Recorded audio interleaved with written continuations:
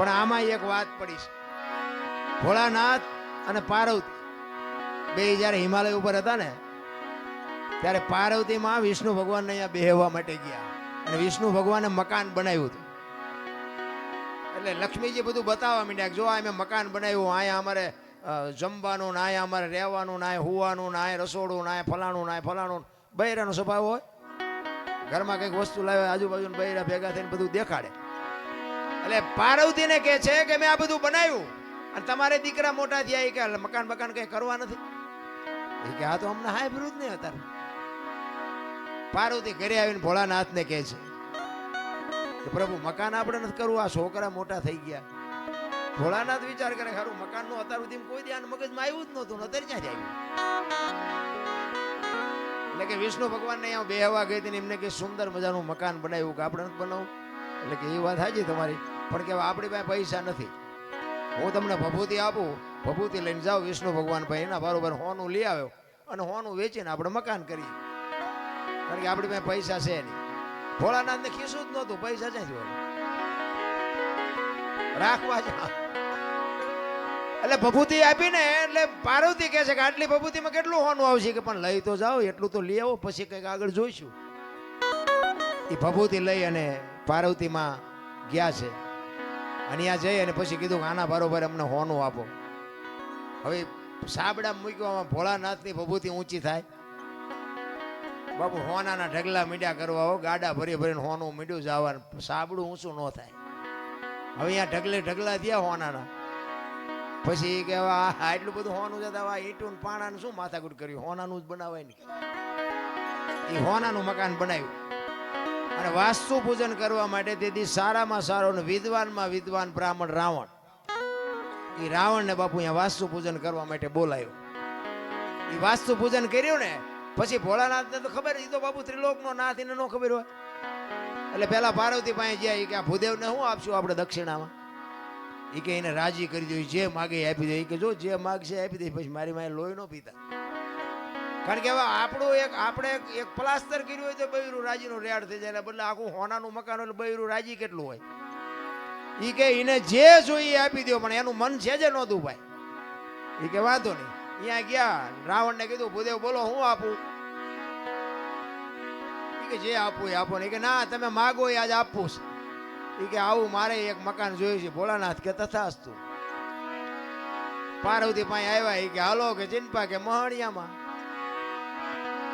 એ કે કા. એ કે આ મેં બામણને આપી દીધું દક્ષિણામાં. એ કે હું કામ આપ્યું. એ કે કકળાટ ન કરશો, તમને પેલા પૂછીને ગયો તો કે માગે એ આપી દઈશ. અને પછી બાપુ પાર્વતી ગયા અહીંયા રાવણની પાસે અને રાવણ પાસે જઈને બાપુ પાર્વતી કહે છે કે ભૂદેવ ભૂદેવ માંડ માંડ મકાન બનાવ્યું તમે લઈ લીધું ને, લઈ લ્યો, પણ આ મકાન ને જો એક દી ભડકે ન બાળું તો હું શક્તિ નહીં લખવું, અહીંયા લખી લેજો. આ સીતાજીને બાપુ અહીંયા જવાનું જ હતું, નકર સીતાજીની બાપુ એની સામે દ્રષ્ટિ પડે ને તો રાવણની રાખ બાપુ આ ધરતી ઉપર ન પડે, રાખ ઉડી જાય. ઈ દીકરી હતી સીતાજીને. તમે શું માનો છો? એની તાકાત જ નથી કે રાવણ એની સામે દ્રષ્ટિ કરે. અને રાવણે બાપુ સીતાજીને ઉપાડ્યા ને તારે માં કહીને ઉપાડ્યા છે કે માં તું આવ્યો ને તો મારો બાપ આવે, અને ઈ મને મારે ને તો મને મુક્તિ મળે, અને અહીંયા આવે ને તો મારી લંકા પવિત્ર થાય. બાપુ રાવણ જેવો તેવો નહોતો. ચાર વેદ જેના મોઢે હોય, નવ ગ્રહ જેને ઢોલીએ બાંધ્યા હોય, પવન પાણી ભરે વાહ વાસીદું કરે, ગણે ગાયું ચારે, રવિ રસોઈ બનાવે, શિવ જેનો ભંડારી હોય, યમના દૂત બાપુ એને રજા લેવા આવવું પડે કે અમે એનો જીવ લેવા જઈએ છીએ. અને આ ધરતી ઉપર 14 ચોકડીનું રાજ કર્યું રાવણે. સતયુગ, દ્વાપર, ત્રેતા ને કળિયુગ, 4 યુગની એક ચોકડી થાય. 14 ચોકું ને 56 યુગ સુધી આ ધરતી ઉપર રાવણ રહ્યો છે એવું કહે છે સંતો. કેટલું એનું તપોબળ છે, કેટલો વિદ્વાન છે. અને રામ ને બાપુ ઠેઠ ત્યાં સુધી થકો થયો તો બાપુ એનું ભજન તો કઈ હશે ને, પણ આપણને છે ને કઈ આમાં સમજાતું જ નથી. આપણે મને તો એમ થાય કે ચારે બાજુ કથાયું વંચાય છે, ધૂનું બોલાય છે, ભજન થાય છે, માતાજીના માંડવા થાય ને, હવન થાય ને, પ્રતિષ્ઠાયું થાય ને, મંદિર થાય, તો બગાડ કાં નથી ઉભો રહેતો? વિચારવા જેવું તો છે ભલામણા. કઈ આપણા ગઢ આવું કઈ કરી જ નહોતા શકતા. તો આ ચોરી ને લોટપાટ ને મારી નાખવાને, તોડી નાખવાને, અત્યાચાર ને ગમે એની દીકરી ઉપાડી જાવી આ બધું તમે જોવો તો ખરા કેટલું બધું અંધારું હાલ્યું જાય તો આ કથા એવું વંચાય છે ખોટું છે એ કેમ કેવું ખોટું છે હવે આમાં માણસના જીવનમાં જો ઉતરે નહીં આ વાત તો આ કથામાં ફાયદો કોને મંડપ વાળાને સાઉન્ડ વાળાને સાજિંદાને અમારા જેવા કલાકારને રસોઈયો હોય ને બાકી કોને ફાયદો હવે તો આ 2-5 લાખ રૂપિયા 10 લાખ રૂપિયા આમાં નાખવા દેના કરતા પાત્રા ગાયું ખડમાં દઈ દીધા હોય તો ગામો ગામ કથા એવું વંચાય ગામો ગામ અમારે તો રોજ ફોન આવે કે અમારે પ્રોગ્રામ રાખો અમારે રાખો અમે પછી કહી દે કે આટલા થાય છે કથા એવું કરો જે કરો એ અરે બધું ડીંગો ડીંગ હાલે ભલામણ મને એમ થાય કે આ ખોટું છે એવું નથી કહેતો પણ બગાડ અટકવો જોઈએ બાપુ જો આ સત્ય હોય અને ઓલા કે ને કે કાં તો ઓલામાં ફેર ને કાં તો ઓલામાં ફેર સત્ય હોય તો આ બાપુ દુનિયામાં કંઈક હું એમ કહું છું કે 5,000 50,000 માણા ભેગું થાય તેમાં 10 તો સુધરવા જોવે કે નહીં અમે એક જગ્યા આમ ગુજરાતમાં ક્યાં ગયા હતા ગામનું નામ ભૂલાઈ ગયું કથા એટલે અમે જોયું કે કથા છે એમ ગાડી હાંકતો એ વખતે એટલે અમારે થોડોક ટાઈમ હતો કીધું હાલો ને આપણે કથામાં જઈને બેહી હવે એમ અહીંયા બેઠા ને કથા ચાલુ હતી ને એમાં 2 જણા બાજ્યા બોલો હવે કથા ચાલુ હોય એ વખતે જો બાજે માણા તો એમાં બહાર તો કઈ મગજમાં ઉતરે જ છે એમાં એકને દવાખાને લઈ જવો પડે બોલો હવે આમાં પતિ જો હોય તો કથાના માંડવાનું શું થાય ને ઓલા વક્તાનું સાજિંદાનું શું થાય અરે બાપુ કઈક ઊંધું રંધાય છે મને એવું લાગે સાચું ખોટું તો મારો નામ જાણે ખોટું છે એવું આપણે નથી કહેતા રામ કથા ખોટી નથી ભાગવત કથા ખોટી નથી પણ આ અટકતું નથી એટલે મને એમ થાય કે આનો કંઈક પાવર ઘટી ગયો હોય ગમે એ થયું હોય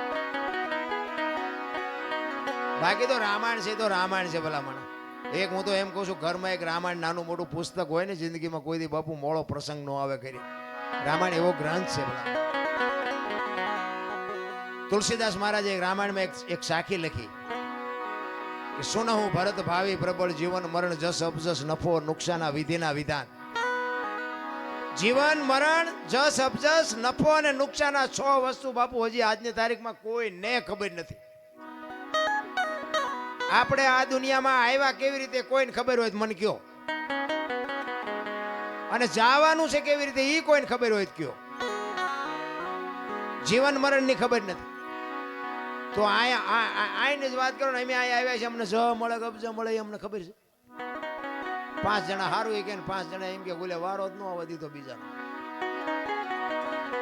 જ મળવાનો છે કબજા મળવાનો ઈ કોઈને ખબર નથી જીવન મરણ જસ અપજસ નફો અને નુકસાન ગમે એ માણસ ધંધો કરે ને બધા નફા હાટું જ કરે છે કોઈ નુકસાન હાટું નથી કરતું પણ બધા નફો થતો જ નથી આ 6 વસ્તુ કોઈના હાથમાં નથી આ વશિષ્ઠ મહારાજે ભરતને કીધેલી ક્યારે રામચંદ્ર પરમાત્મા વનમાં ગયા ને ભરત મોસાળમાંથી આવ્યો ને એટલે ભરત રોવે છે એટલે એ વખતે વશિષ્ઠ મહારાજ કહે છે ભરત સુનહું ભરત ભાવી પ્રબળ જીવન મરણ જસ અપજસ નફો અને નુકસાન આ વિધિના વિધાન છે હું વશિષ્ઠ જેવો મહારાજ હાજે મેં નક્કી કર્યું હતું કે સવારે રામને ગાદી ઉપર બેહાડવાના અને 12 કલાકની એક રાત જઈને તો આખું ચકડું ફરી ગયું હું કાંઈ ન કરી આ વિધિના વિધાન છે અને આવડી આજ સાખી તુલસીદાસે રામાયણમાં લખી અને એમાં એનું વર્ણન કર્યું કે આમાં જીવન કોને મળ્યું મરણ કોને મળ્યું જ કોને મળ્યું અબજ કોને મળ્યો નફો કોને થયો નુકસાન કોને થયું રામાયણમાં ઈ કે નુકસાન કોને થયું અને નફો કોને થયો તો નુકસાન બાપુ રામની માં કૌશલ્યાને થયું જુવાન જો દીકરો ને વહુ બે વનમાં જતા હોય તો માં માથે તેથી કેવી વીતી છે નુકસાન થયું કૌશલ્યાને નફો થયો સબરીને બાપુ રામને અહીંયા જવું પડ્યું કાંઈ લેવા દેવા નહીં ભીલડીની દીકરી બાપુ કોઈ વેદનું શાસ્ત્રનું માણાનું ગામનું કોઈ જ્ઞાન નહીં રામને અહીંયા જવું પડ્યું સબરીને બાપુ નફો થયો ને હગી જનેતાને નુકસાન થયું તો કે જીવન કોને મળ્યું અને મૃત્યુ કોને મળ્યું મૃત્યુ મળ્યું રાજા દશરથને રામ જેવો દીકરો હોવા છતાંય બાપુ મૃત્યુને રોકી ન શક્યો મૃત્યુ મળ્યું દશરથને જીવન મળ્યું અહલ્યાને હરાપમાંથી મુક્ત થઈ ગઈ તો કે આમાં જ કોને મળ્યો ને અબજ કોને મળ્યો અબજ મળ્યો કઈ કઈને અને જ ખાટી ગયા વાંદરા તેથી રામને કોઈ નો કામમાં આવ્યા વાંદરા જ કામમાં આવ્યા નકર આખી અયોધ્યાને ખબર હતી. ક્યારે લક્ષ્મણ મૂર્છિત થઈ ગયો ને હનુમાનજી મહારાજ જ્યારે સંજીવની લેવા ગયા અને લઈને આવતા હતા ને ભરત જોઈ ગયો. એ કે રાક્ષસ કોક પર્વત લઈને જાય છે, મારા ભાઈની વનમાં છે, અહીંયા નાખશે ને તો કંઈક નુકસાન કરશે, એટલે આને પાડું હેઠો. એ બાણ મારીને હનુમાનને હેઠા પાડ્યા ને એ વખતે હનુમાનજી આખી ડિટેલ આપી કે આવી પરિસ્થિતિ છે, લક્ષ્મણ રે એવું નથી, અને હું એની સંજીવની લેવા માટે જયો હતો અને એટલા માટે આ તમે મને આ પાડ્યો. હવે દીવ ગયા પહેલા ન પગું, લક્ષ્મણની જોખમ થઈ જાય. આખી અયોધ્યાની વસ્તીને જાણ થઈ કે લક્ષ્મણની આ પરિસ્થિતિ છે, પણ જ્યાં નહીં કોઈ. ભરતે કીધું કે બાણ ઉપર બેસી જાઓ, હાલો હું તમને મોકલી દઉં. હનુમાનજીને કઈક પાવર હતો તો આ ભરતજીએ ઉતાર્યો. કારણ કે બાપુ વસ્તુ છે ને કઈક છે. રામાયણ છે તમને મને આ એક રસ્તો બતાવવા માટેનો ગ્રંથ. સીતાજી લક્ષ્મણ રેખા ઓળંગી ગયા અને હરણ થયું. મેં કીધું એમ સીતાજીનો બાપુ કોઈ એની માથે દ્રષ્ટિ ન કરી શકે, પણ આપણને આ માર્ગ બતાવ્યો છે કે જે બાપુ લક્ષ્મણ રેખા ઓળંગી જાય ને એનું આ દુનિયામાં હરણ જ થાય. લખવું હોય તો લખી લેજો. પછી બાપને હોય ને દીકરાને હોય ને માને હોય ને વહુને હોય ને દીકરીને હોય, મર્યાદા કોઈ મૂકી દે એટલે બાપુ હરણ જ થાય. રાવણ મરી ગયા હું માનતા નહીં, ગામો ગાયમ છે રાવણ, પણ જે મર્યાદા મૂકી દે એટલે આ દુનિયામાં હરણ જ થાય. બાકી વાતમાં કાંઈ છે. એક સબરીનો પ્રસંગ કહી પછી મારી વાણીને વિરામ. સબરી બાપુ હમણાં મેં ગુરુની શિષ્યની વાત કરીને મૂળદાસને હજી સાંભળવાના છે. મૂળદાસ બાપુની વાત લઈ લો હાલો ને, પછી સબરીને વાહે રાખો. મારે જોકે જ્યાં જઉં છું ને ત્યાં મને બે ત્રણ વખત બેહરી અને કાઢ લે શીખ મારી પાસે શું કાઢવું. બધા સાંભળેલો જ છે મને, આમાં કઈ નવું તો કઈ છે નહીં. એટલે એ તો મને ખબર છે, નહીં બોલી કોઈ નહીં બોલાવે એ ખબર છે. પણ આ દેહને એક દી બાપુ દુનિયા દિવાળી જ મૂકવાની છે. બાકી એક દેહથી જો 5 આત્માને આનંદ આવતો હોય તો એમાં લડી લેવાય, એમાં કઈ સવાલ જ નથી. મારે લાગે હું એવો કોઈ મોટો કલાકાર નથી, પણ એવી ગુરુ મહારાજની, મારા માતા પિતાની, કંઈક તમારા ભાઈબંધ દોસ્તારોની કૃપાથી આ મારો દીકરો રહ્યો. પૂછો આના નંબર જ મેં આને આપ્યા. તારા નંબરથી વાત કરજે ને મને કોઈ બપોર હુવાય નહીં દે. દરરોજ 10, 15, 20 ફોન આવે, અમારે પ્રોગ્રામ કરો, તમે કયો એ પૈસા ના આવો. કહેવાનો મતલબ કે કાંઈક ગુરુ મહારાજની કૃપાથી મળ્યું છે એટલે બોલાવે. મારા ગામમાં કેટલાય ડાયા માણા નહીં હોય મારા કરતા, પૈસાદાર છે, મારા કરતા રૂપાળા છે, આબરૂ વાળા છે, બધું એ છે, કોઈ નથી ફોન કરતું. એટલે એ ગુરુ મહારાજની કૃપા છે અને બધા સાંભળે છે એટલા માટે. પણ મારો કહેવાનો મતલબ એ છે કે જે આ મૂળદાસની વાત કરીને કોકનું ઝેર પીવે ને, કોકના હાથમાં. અમારે અહીંયા હમણાં વડનગરમાં એક પ્રોગ્રામ હતો ને, ઓલું માવઠું થયું હમણાં. હવે આના જેવો મારો પ્રેમી મને કે બાપુ મારા બાપુ વી ગયા છે ને મારે ભજન રાખવા છે. ખર્ચો કેટલો, નાનો માણસ બિચારો મજૂરી કરે. મેં કીધું ખર્ચ કાંઈ ન થાય, તારે ભજન રાખવું હોય ભજન થઈ જાય. પણ મને કે મને અંદાજ તો ગયો.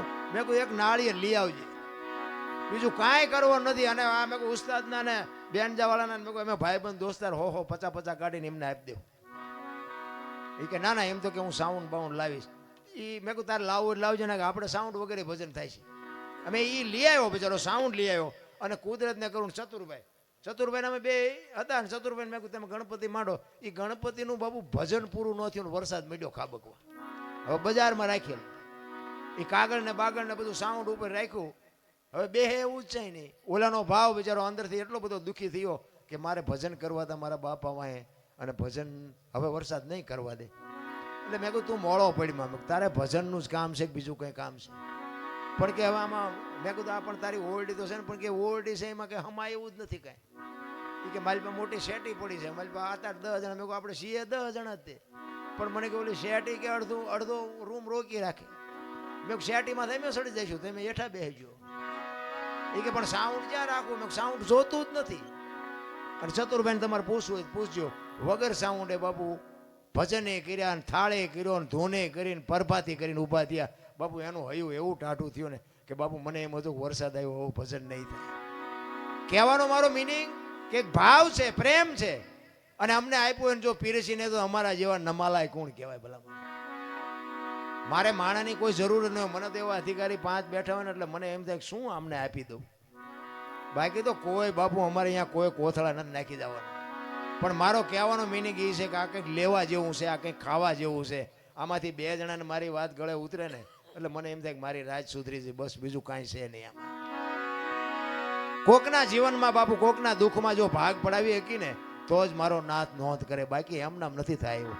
આ મૂળદાસ હાંજનું ટાણું વાયુનો કાંઠો ને બાપુ માળા કરતો હતો અને એક જુવાન દીકરી કુએ પડવામાં આવી અને આમ કુવામાં ધોબકો મારવાની તૈયારી કરી અને બાપુ જોઈ ગયા, હળી કાઢીને બાવડું પકડી લીધું. હા હા બેટા શું કામ? એ કે બાપુ મને મરવા દો. એ કે પણ શું કામ મરવું છે? આ માણા જેવો અવતાર મળ્યો છે, મરવું છે શું કામ? એ કે બાપુ મારા જીવનમાં એક ભૂલ થઈ ગઈ છે, હું મોઢું નથી બતાવી શકું એવું. પણ કે છે હું આ કુવામાં પડીને બીજી ભૂલ કરવી છે? એ કે એમ નહીં, પણ એ કે હું કહી શકું એમ નથી, પણ કે શું વાત છે? એ કે બાપુ મારા પેટમાં બાળક છે ને, બાળકના બાપનું નામ લઈ શકું એમ નથી. લઉં ને તો જીવવા દે ને, પણ લઈ શકું એમ નથી. કારણ કે એવા મોટા માણા હોય તો બાપુ આવા જ કોકના ધંધે લગાડે ને. એટલે મૂળદાસ બાપુ એમ કે છે કે તારા પેટમાં બાળક છે એનો બાપનું નામ લે તો તને જીવવા દે? કે બાપુ તો જીવવા દે.